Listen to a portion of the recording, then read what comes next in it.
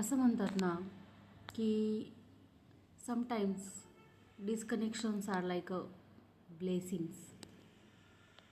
त्याला रिझन असं की बघा, आपल्याला जेव्हा करंट लागतो की नाही विजेचा, तेव्हा पटकन बटन बंद केलं ना की आपला हात वाचतो, आपण वाचतो.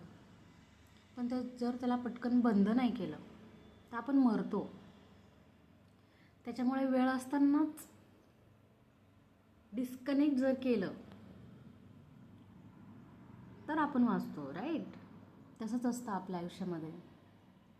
काही विजेच्या तारा असतात ज्या आपल्याला हार्म करू शकतात. त्यांना डिस्कनेक्ट केलेलंच बरं असतं. तुम्ही त्यांना तुमच्याजवळ जर जास्त लटकवून ठेवलं ना, धरून ठेवलं ना, तुम्हाला माहिती ना विजेची तार धरून ठेवल्यावर काय होतं?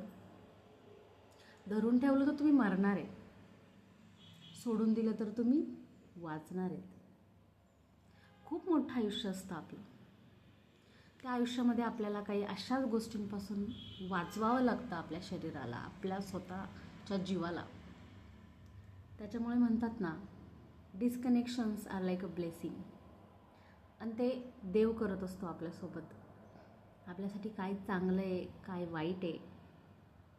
चांगल्या गोष्टींना देव आपल्याकडे ठेवत असतो, वाईट गोष्टींना आपल्यापासून लांब नेत असतो. आणि काही वेळेस काही डिसिजन आपल्यालाच घ्यायचे असतात. लाईक तुम्हाला स्वतःला दिसतंय ना की समोर हात लावल्यावर ती विजेची तार आहे, हात लावल्यावर आपण मरू शकतो. आणि धरून ठेवलं तर जळू शकतो.